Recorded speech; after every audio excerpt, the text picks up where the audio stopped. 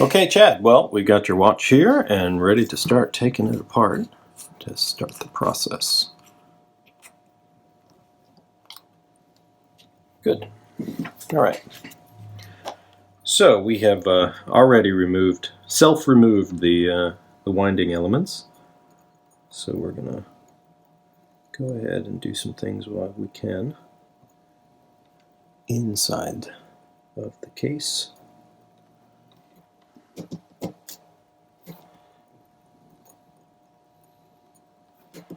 Come on. Okay. Well, if you're not going to be helpful, I'll just...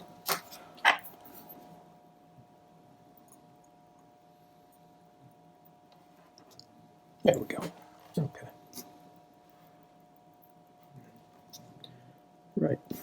Okay, so now let's go ahead and take your movement retaining ring, which is in good shape, no rust, no issues. Definitely needs a bit of a clean, but otherwise these look good. Not bent. Springs are present. Ooh! Grimy. It's alright. That's what happens when you wear things.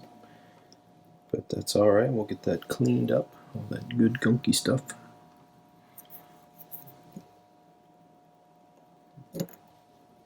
Alright, so your stem looks good. Crown is correct. Seals are rock hard, like plastic. But we'll get those nice and placed with soft, lovely ones. Alright, now we can go ahead and remove. Let's take this out. Perfect.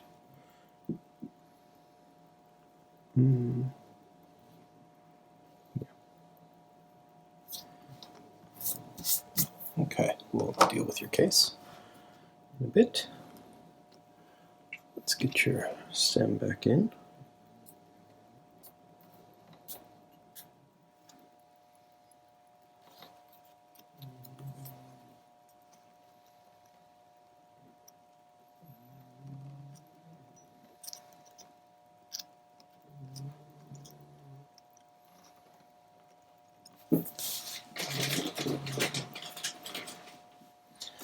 We can check your dates and have a look underneath your dial to see when this was manufactured.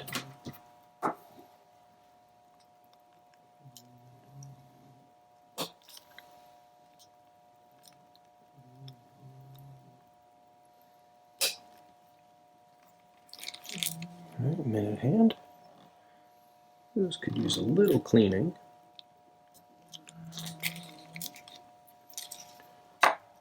Now, get some levers here and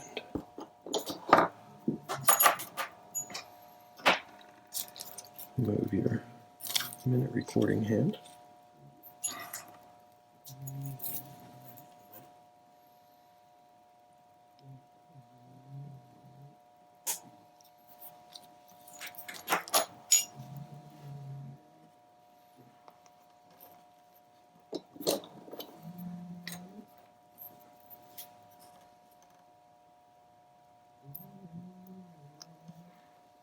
Okay, good.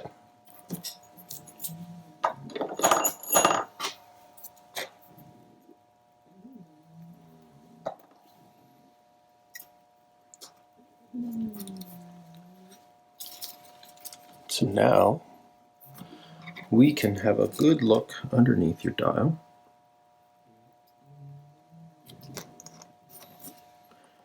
To see how closely it matches your case back.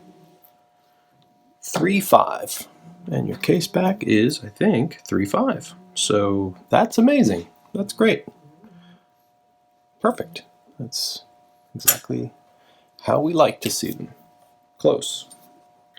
Wow, that is super clean under there. That's nice. It's always a good sign when you see clean movements. Clean movement means no water. Clean loom and all of that also helps a lot. So this watch was worn, but not abused, which is good.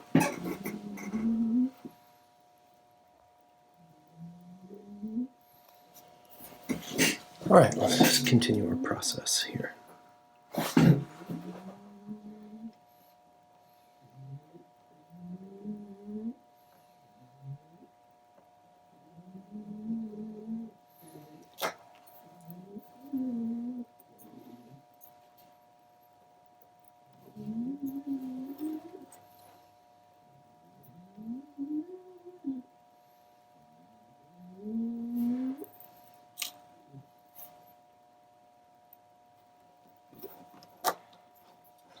Let's take the power out of your mainspring.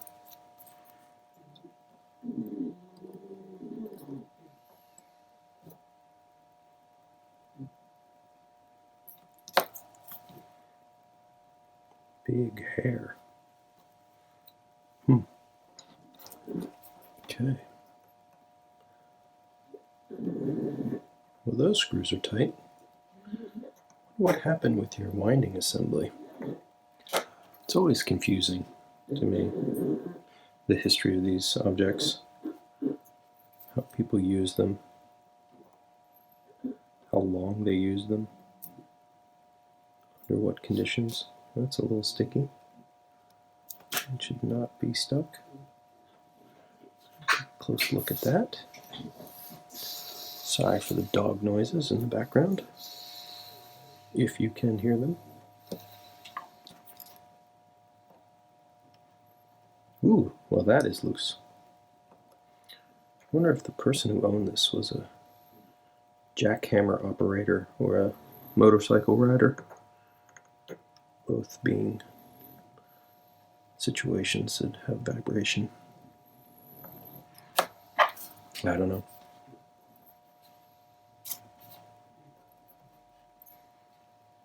It's all just guessing. Ooh, whoever they were, they used their chronograph quite a bit. That bushing is a bit pushed.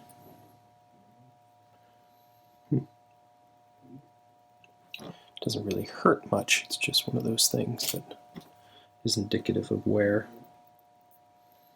Not abuse again, just use. Oh, wait a minute.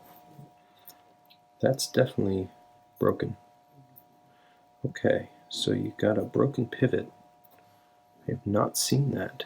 So that that means lots of use. Let's see if your pivot is still sitting in this. No, it's cleared out of there. Wow, I have never seen that before, in fact. I wonder if that pivot's still in here somewhere. So this is the wheel and pivot for your chronograph minute recording wheel, and the top of this is broken off. So, no, you can't see that.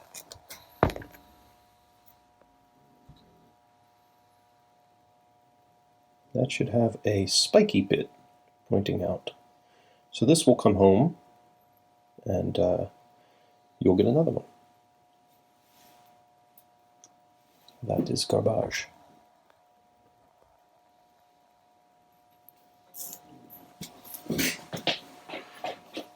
Okay, moving on.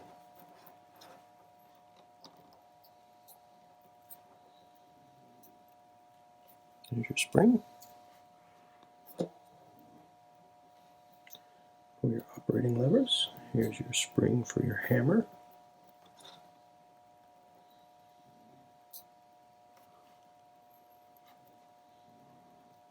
Here's your hammer.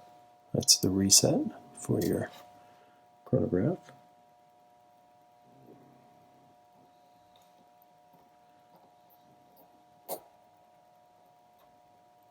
I wonder if this thing took a bit of a shunt. It's interesting.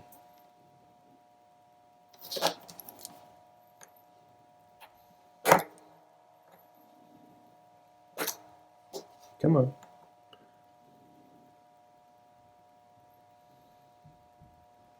These are nice and tight.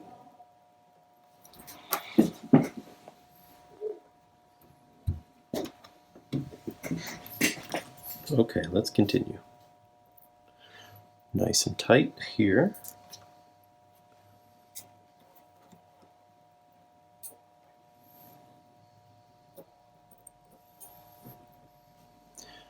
Here are your levers.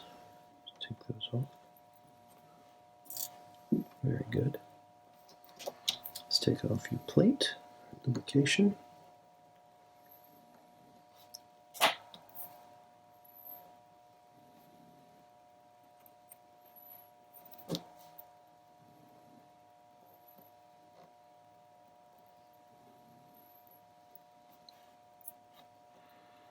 Good. Okay. Take off your ratchet wheel. Have a good look at your arbor ports and your click spring.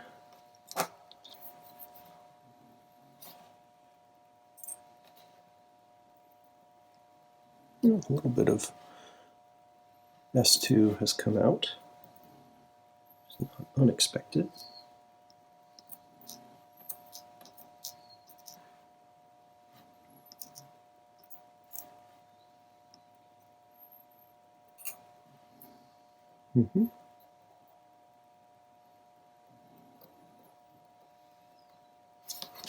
Let's go ahead and take your column wheel off.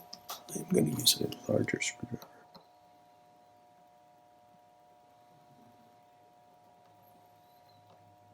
Nice and easy.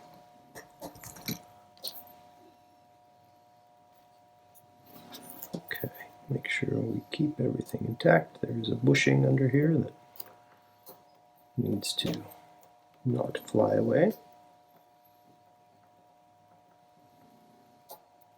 And there we go.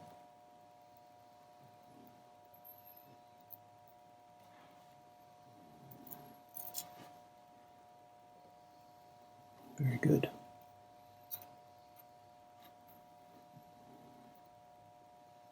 Some old grease. Old grease, which is, I presume, ooh, another loose one. Not even finger tight. That one's got a little resistance, but certainly not factory. Again, all your plate screws are very loose, but they will not be once they go back together. Go take that out. Yeah, so you can see the S2 lubricant has made its way out of your barrel. That becomes a bit of a grinding paste after it does that, because there's metal shavings in there. There's your all-important chronograph wheel, which is still functioning, which is good. Here's your third wheel. Pivots look okay. First look. Yep. Escape wheel. Let's take out your barrel here. Woohoo! Look at that. Yikes stripes. That is dirty. Stuff has made its way. And what it does is it grinds this port right here. And that's why we jewel. That's why we jewel the ports.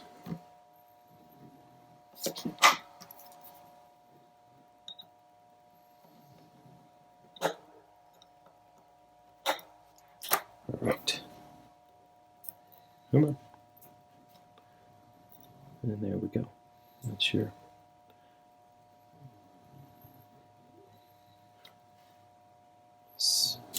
center wheel cock. And there's your center wheel. Holding its own. Alright, let's go ahead and shift to another movement holder and do your calendar. And also the keyless works.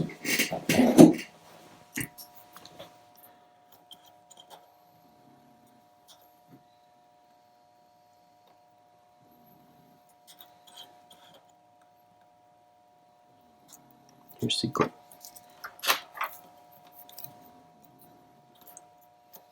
Alright. English-Spanish day wheel. Very nice. Wow, look at this beautiful plate. Very clean under here.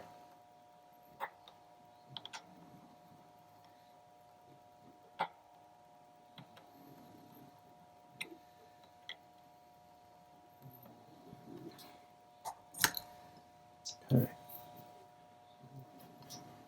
Good. Into 1, into 2, 3, 4.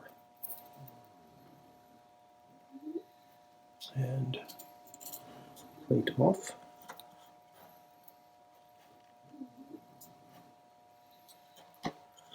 Go ahead and get your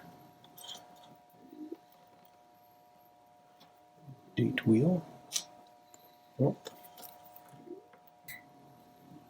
Your jumper. Okay, a couple more pieces. And we are ready to move to the next phase.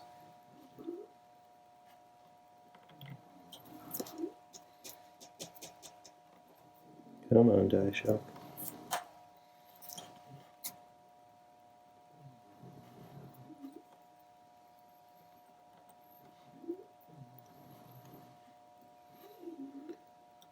Okay, good. Off that goes.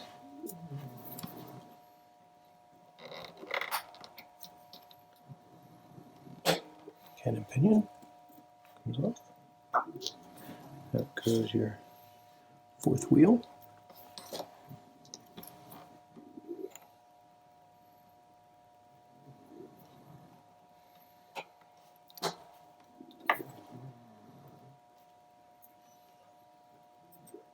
Okay.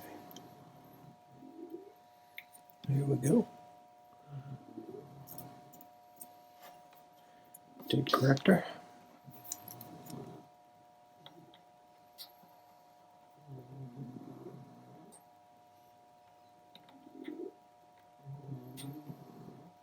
It's a really nice little bridge here,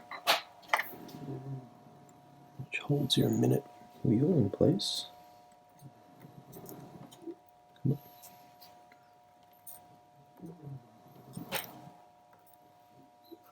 Okay.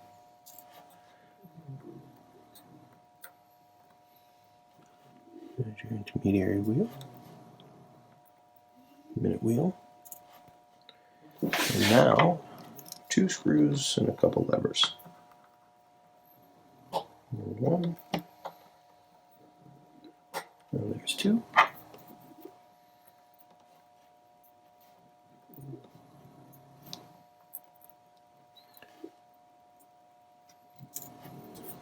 And your yoke.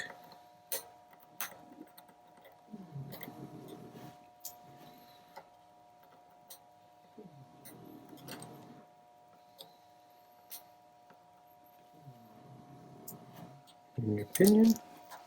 Come back. Don't go away. And we are done. Done with disassembly. Okay, so next we're going to clean this up. We're going to jewel that and jewel this upper, and we will start the cleaning process. All right, we'll be back. Okay, well, we are out of the cleaner and ready to get going. Couple things. So you have a new lower mainspring arbor port jewel and a new upper mainspring arbor port jewel. I also was able to locate a new. This is basically the wheel that operates your minute recording for your chronograph. Yours had broken pivot on top, and so I have this one to replace that with. So that's ready. Couple other little things. You have a mainspring that needs to be replaced. So I will replace that, and that one will come back to you. So that's ready. Okay, so we're going to get started with, of course, lubrication. I've already spent some time pre-lubricating a few of your components. that need to have lubrication prior to being installed. Make sure there's no debris on this. Take a quick look under the loop.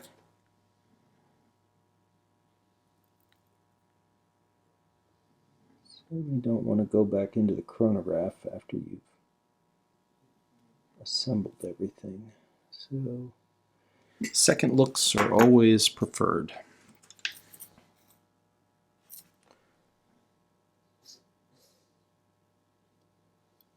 Okay. Let's make sure that is lubricated. Good. All right, now center wheel cock goes in.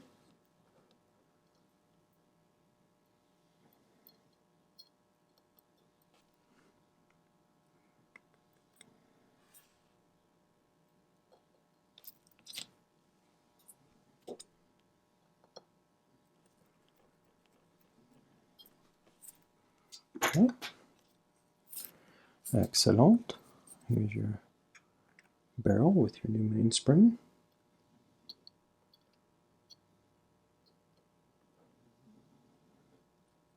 Very good.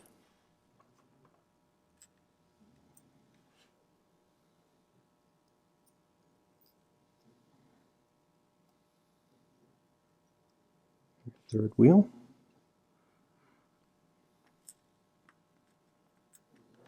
Double check your escape wheel just to make sure there's nothing here that shouldn't be. All looks good. Pivots are good. Good and clean. Ready to reassemble. Okay. Now, I've pre-lubricated your chronograph wheel. It just goes right down there. Excellent. Okay. Now we need a slight bit of lubrication on the top of your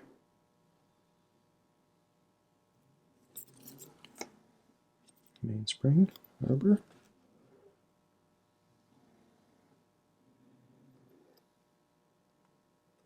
And there we go. All right.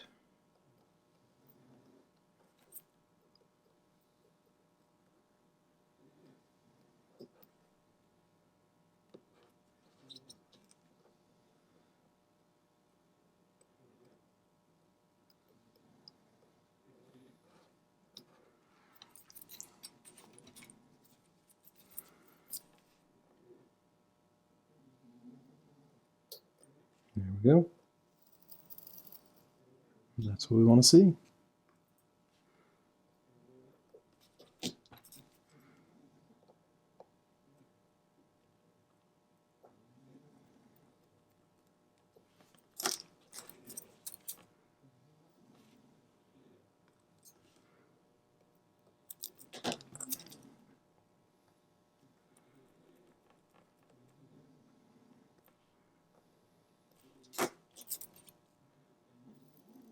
Lovely.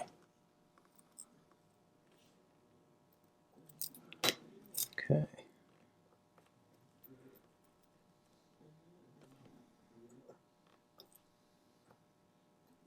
All right, now let's put your click spring in place. Come on. Click spring.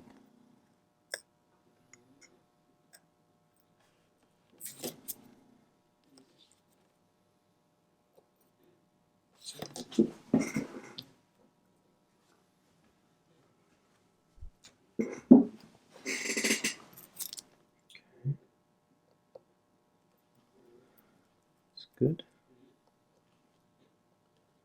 All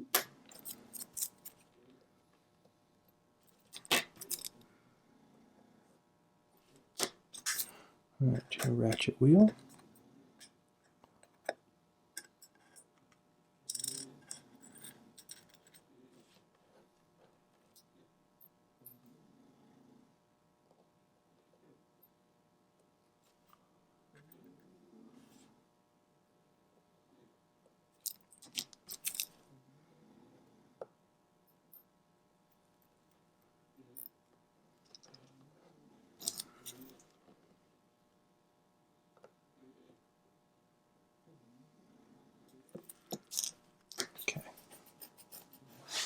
All right, so that's great. Let's get those lubricated. Those pivots. There's one. There's two. Okay, let's go ahead and build out your chronograph here. Make sure that's properly put together. And then we can flip over and complete the rest of your train lubrication. Let's put this in place. Now that we've lubricated,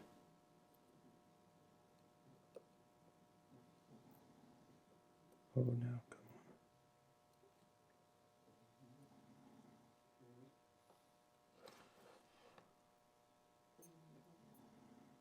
on. There we go. Very good.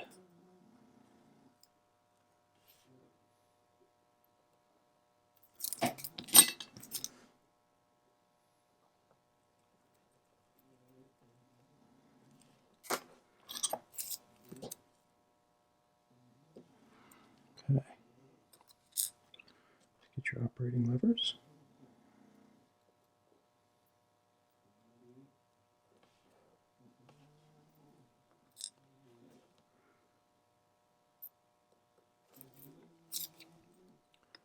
And their retaining screws. They came out nice and shiny. You can tell this movement hasn't seen any water. These are the first things to sort of get hazy and rusty. These parts are plated, but not necessarily. They're base metal, essentially steel.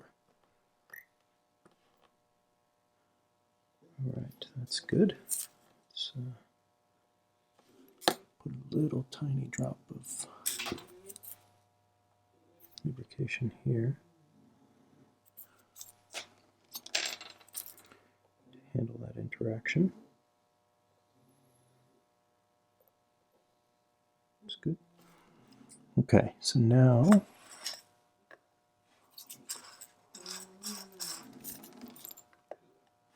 ahead and put your column wheel on.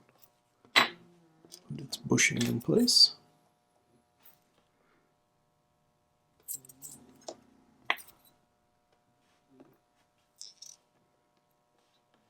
Needs to be lubricated as well.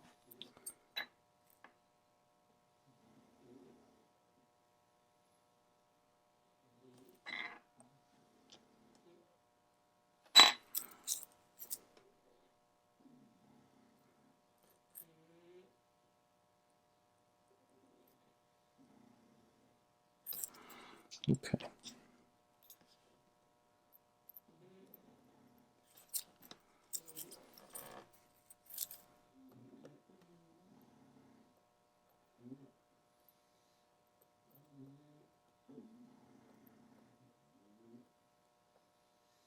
Very good.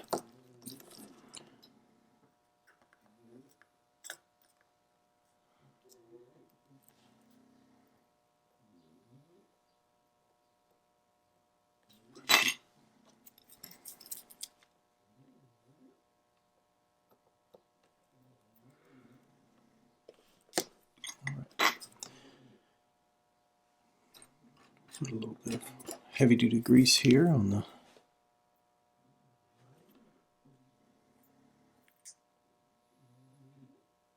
reset lever. Make sure that's happy. Touch of grease here, oil. Good. All right, so now your springs can be installed. Let's make sure these are in the right place.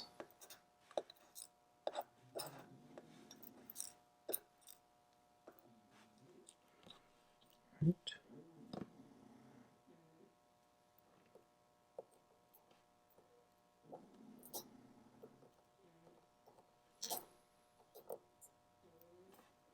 Good. Now your hammer, it needs to be lubricated.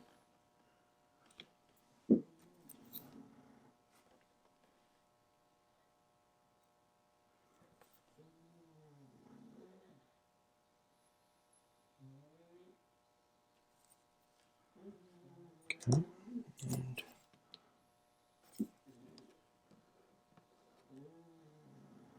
put that in place.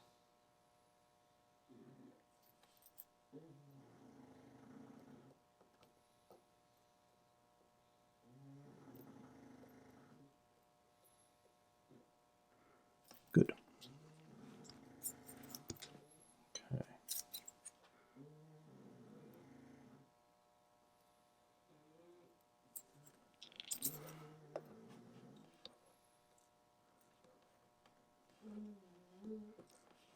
Now.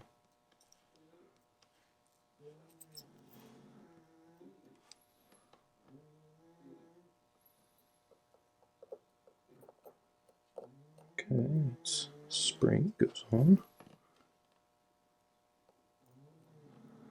And there we go. Okay, so now your intermediary and your new wheel.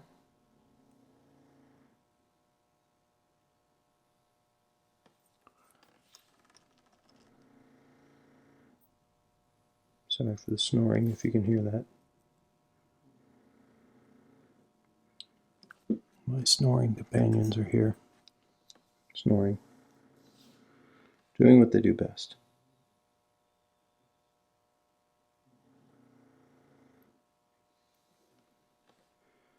Okay, I guess watchmaking is boring for them. Alright, so let's grab your reset. Your lubricate your reset. And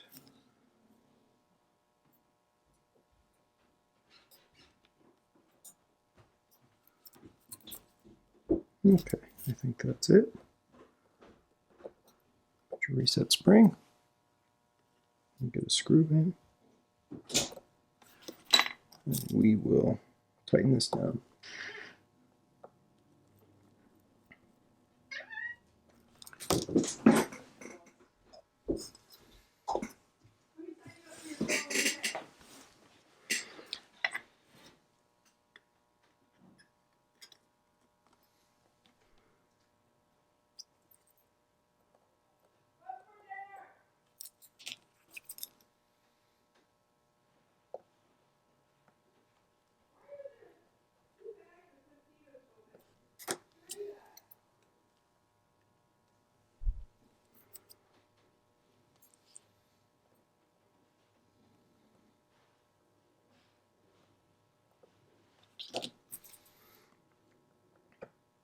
Okay, so now your chronograph assembly is done.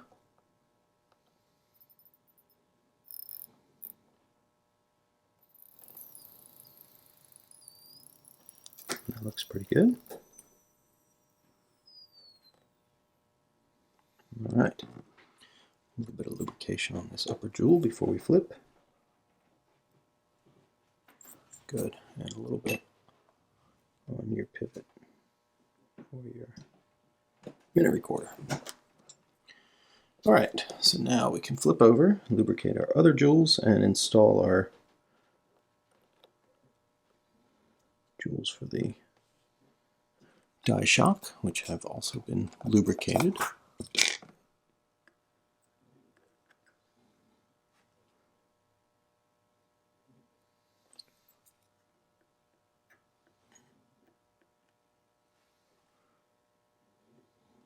All right, I'm going to do this off to the side here because it takes a bit of magnification. All right,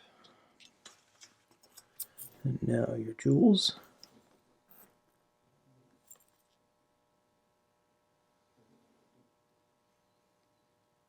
Okay, and your cannon pinion go on.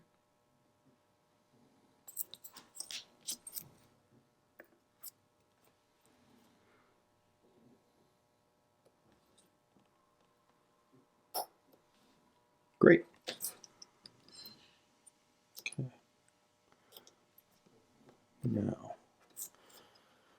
Now for your pallet fork.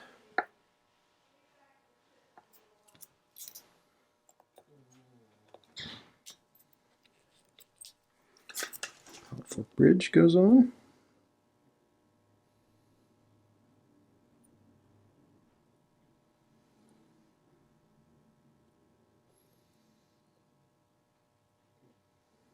Okay, that's good. Let's check. Yep, that looks good to me.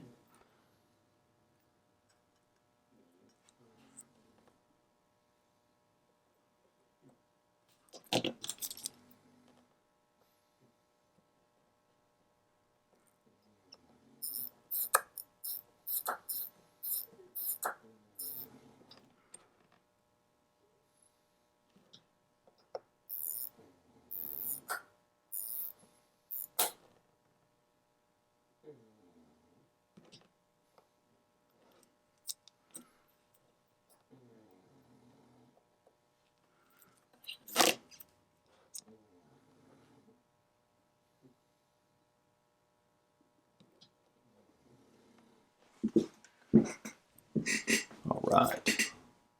So now for the fun part. Now we get to put your balance assembly back in and watch to look for some ticking. See what kind of ticking we get.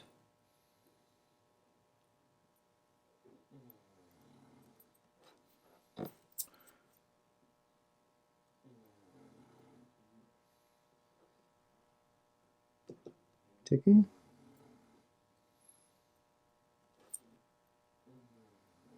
I call that ticking. Movement. Movement is good. Right, we will have to put your die shock in. Of course. Not your balance is awfully floppy. Awfully floppy indeed.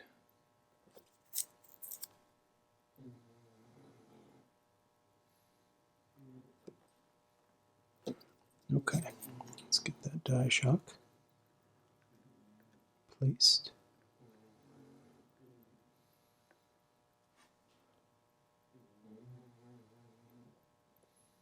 Like so.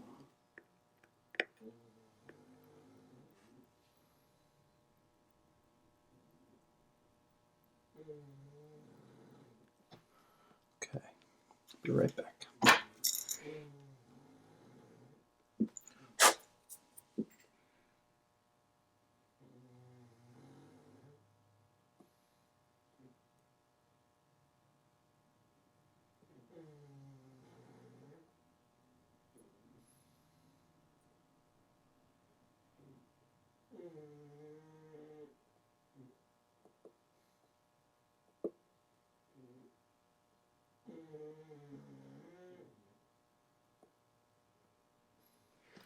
Okay, well, there we have it. Now it's time to give it a check. Let's get your chronograph running here. See how that does. All right, let's take a look.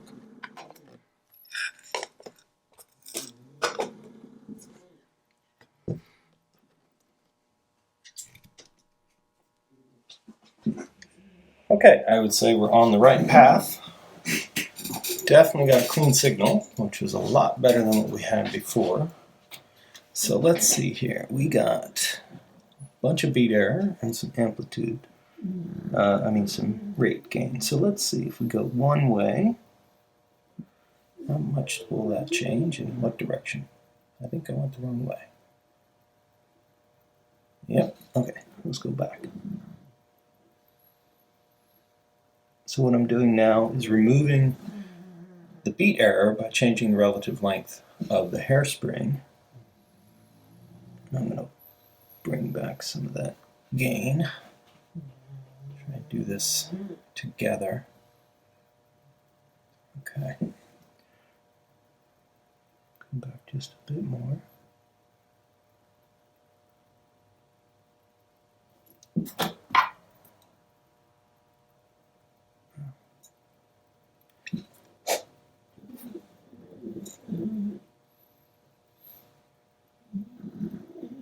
Okay. Let's see how that does. All right, let's come back a bit more.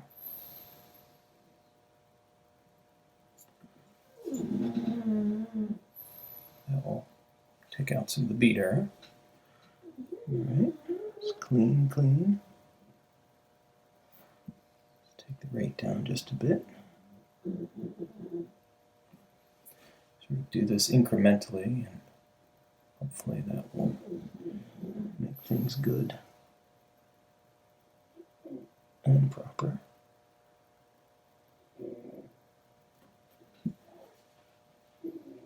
Okay, so I think we've gotten rid of all of our beater, and we've introduced a little bit of rate decline. So let's speed that back up a little bit. Okay. Oh, a little bit too much. Too much, too much.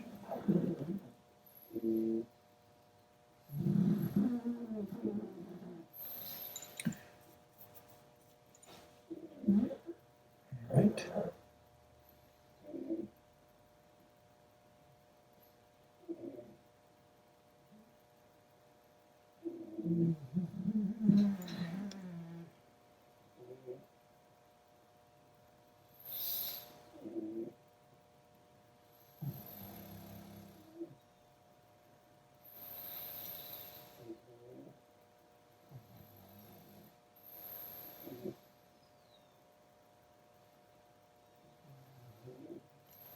Okay. Hopefully that takes care of that. All right.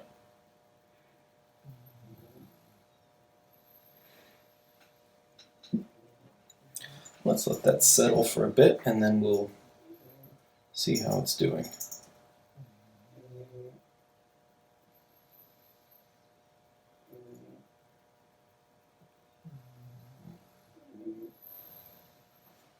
All right.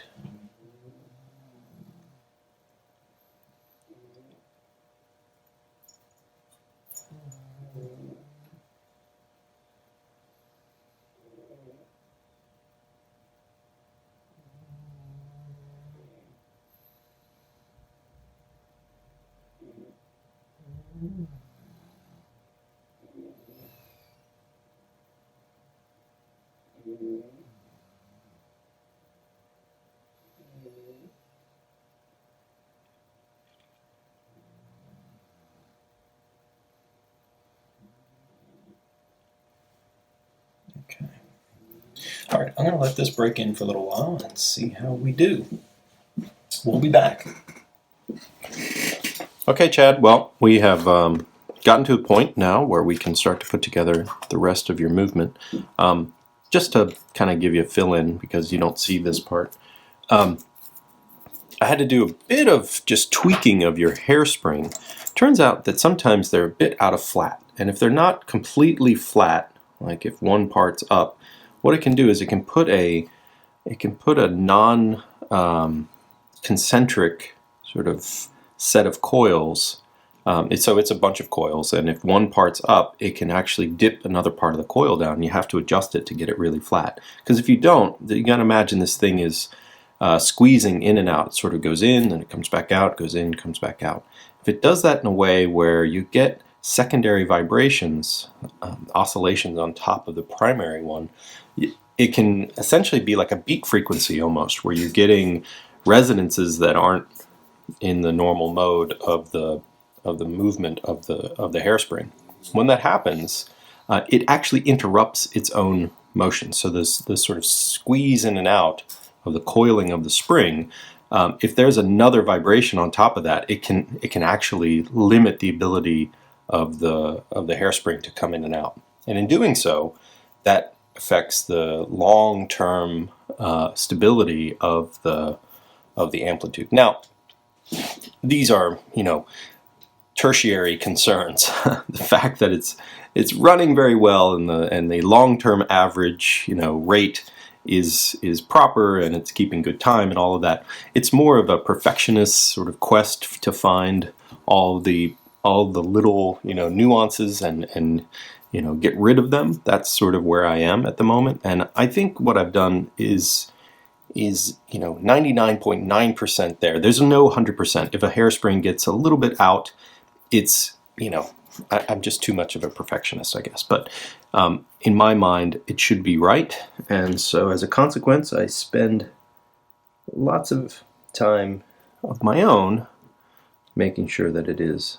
So that's what I've been doing for the last day or so. Getting all of that perfect. So I think we're there. A couple more checks, but basically I'm convinced it's all good. Okay, so now it's time. I don't usually go into this phase of the build if I don't feel like that is done. But now we're there. Now it's time to start putting things back together for the final parts. All right, so I usually start with your keyless works. So that means we're going to put in some lubrication onto the teeth of your winding pinion.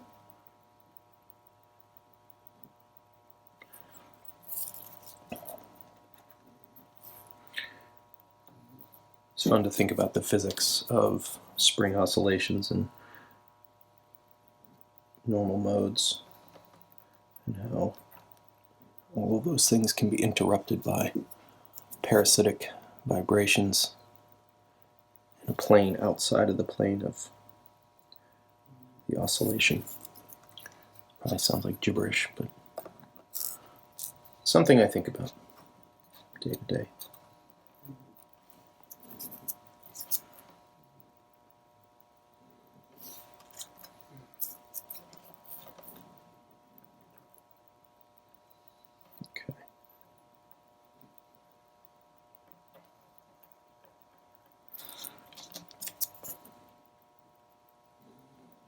Put some heavy-duty grease on these high friction points. Get a lot of pressure applied to these by the operation of your automatic or your quick date change. There's lots of hard spring forces that are pushed against these components here.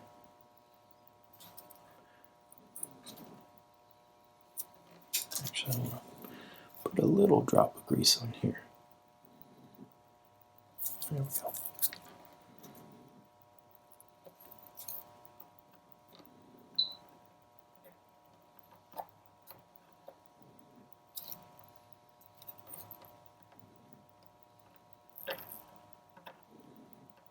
Okay.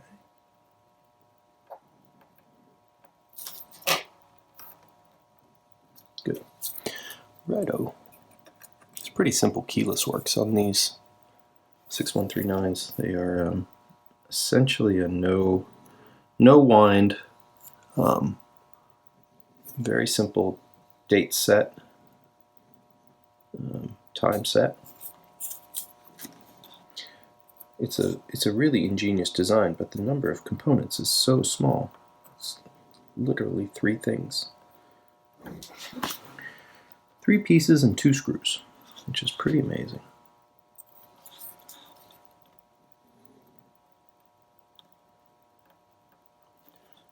No shepherd's crook springs, no extra gears. I mean, there is a gear here, but it's really very simple.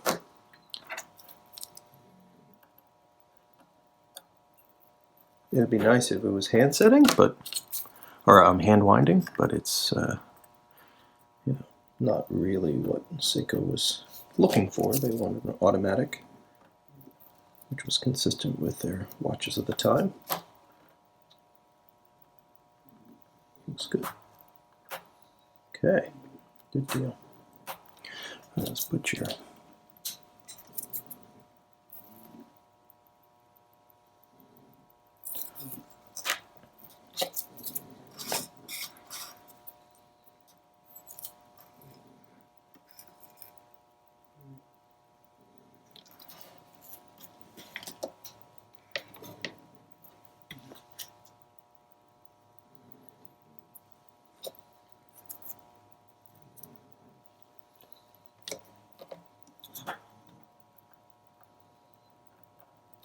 right now for your minute wheel.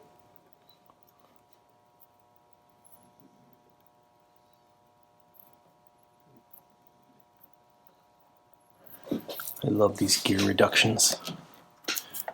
It's pretty incredible.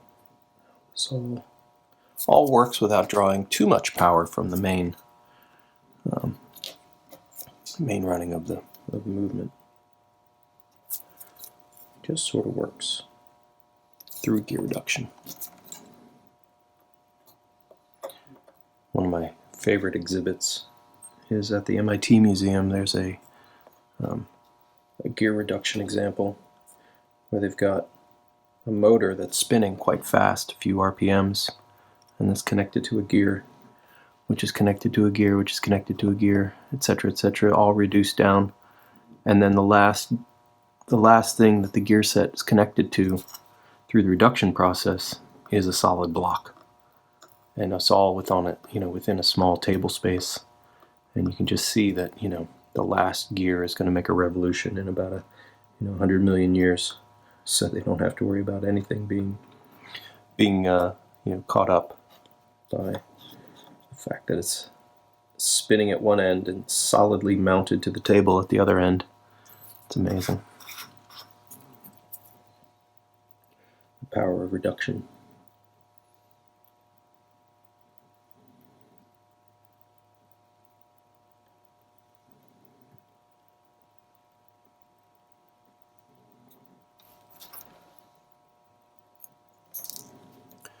The beauty of mechanical engineering. Let's face it, physics. Let's just call it what it is.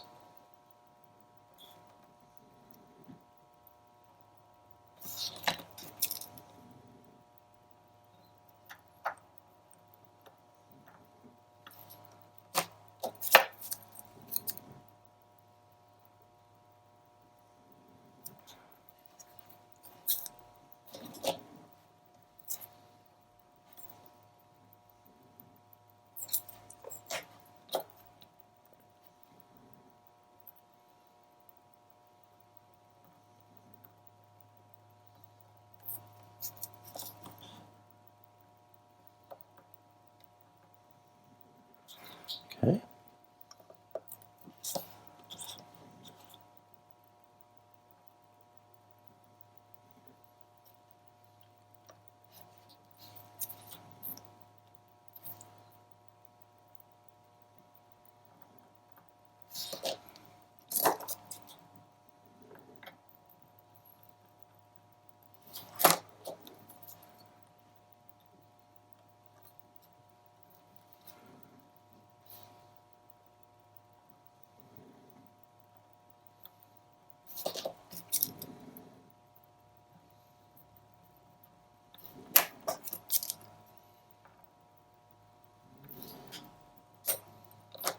Okay, now your date corrector goes on. Good.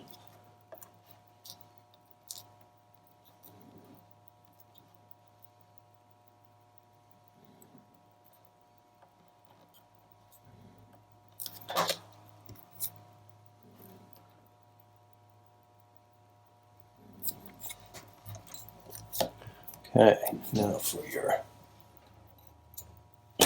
oops, sorry about that. Jeez, that was disruptive.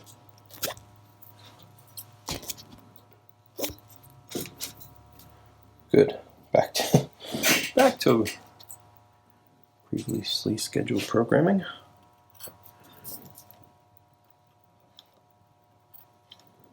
All right, let's get your date wheel.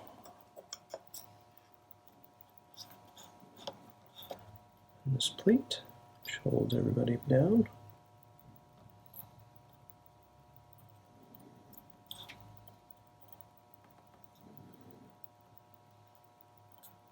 Good. Excellent. Excellent, excellent.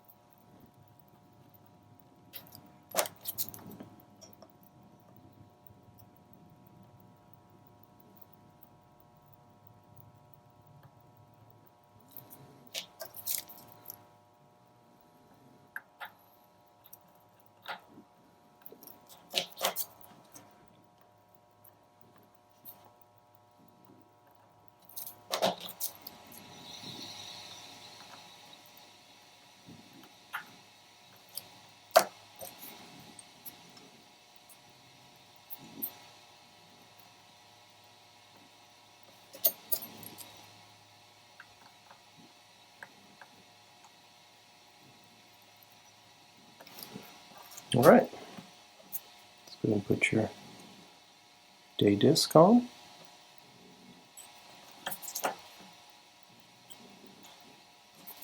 Get that properly affixed.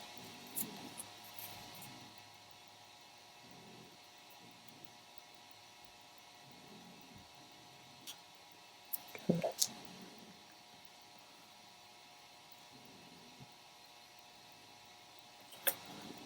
C-clip clipped. Right, so let's check how we did. Looks good.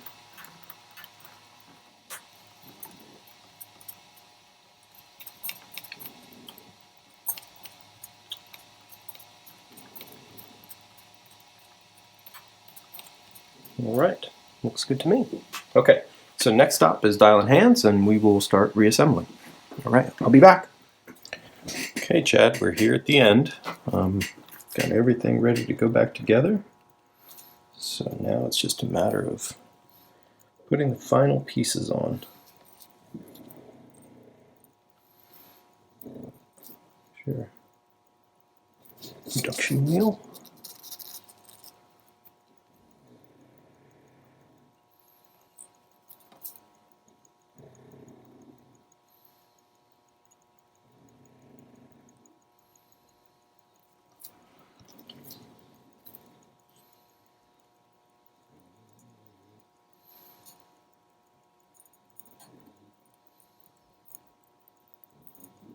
All right.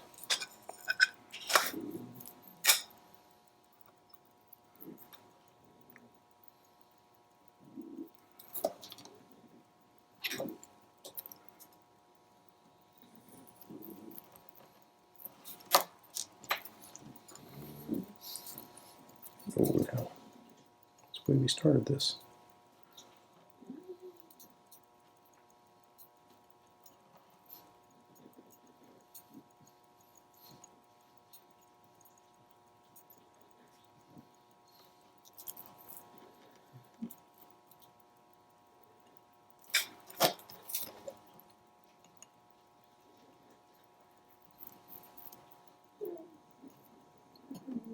Okay, so that's finally back in place the way it should be.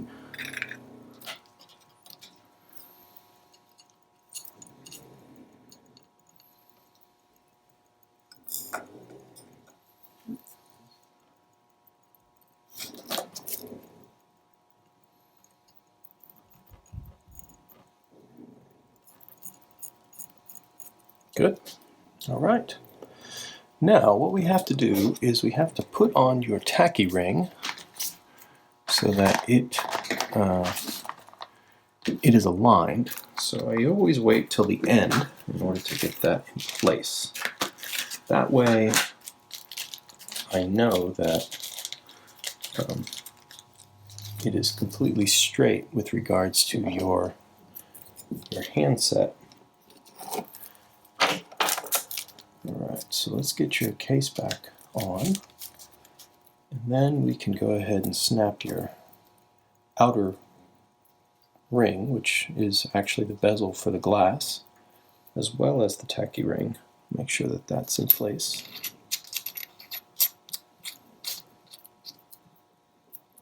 So it's going to look a little bit naked at the moment, but we'll get this snapped in and we'll be all set. Be right back.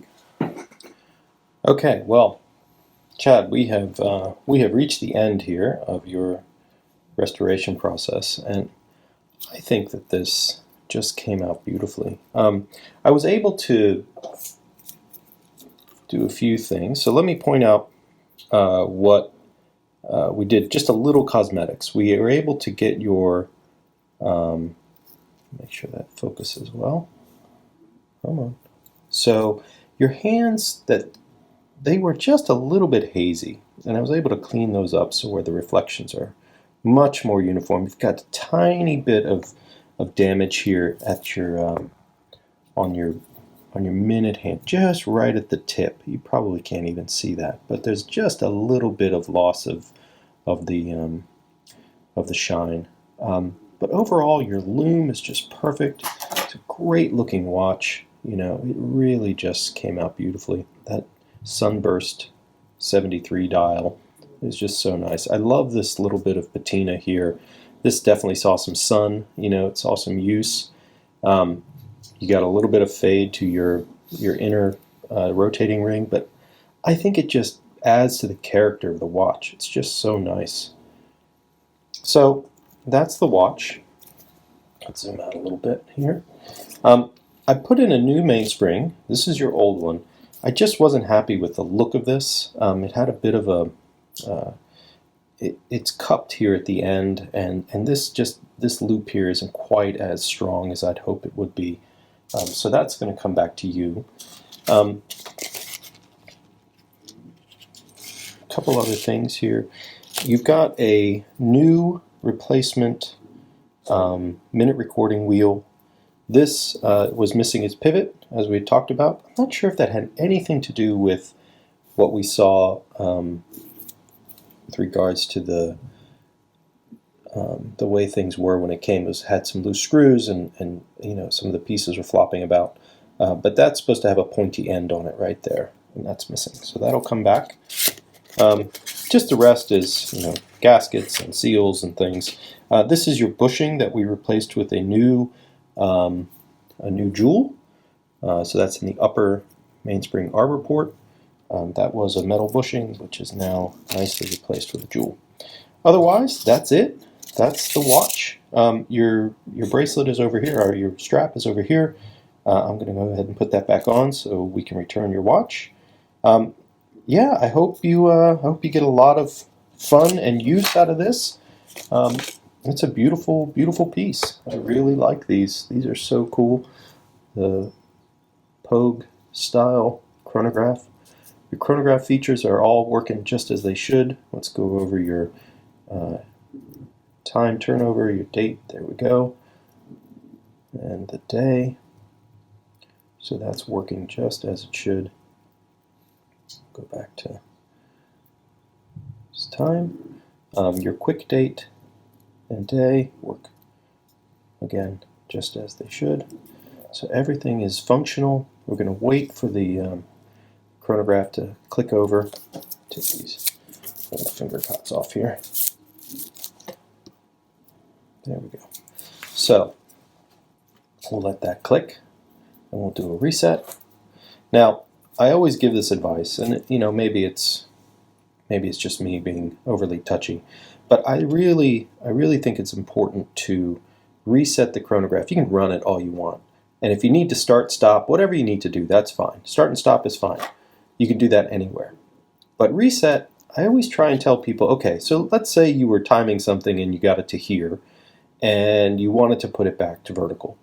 Just go ahead and restart the chronograph and let it get to here, somewhere close to 12. Stop it again, like in this position, and then give it a click. In doing so, you reduce the travel of that particular hand and the wheel that it's associated with, which is a very, very sort of fragile object inside of this watch. It's not that they're going to explode or anything, it's just that having it reset at the right position is very important for the longevity of the watch.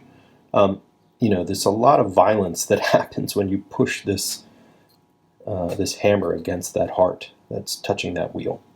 And I think it's just important to make sure that you do reset somewhere between 11 and 1. So that is the right kind of reset position. Okay, so that's I'm off my high horse now. I think it's your watch. You do exactly what you want to with it, and but enjoy it. All right. Well, thanks a lot, and thanks for watching.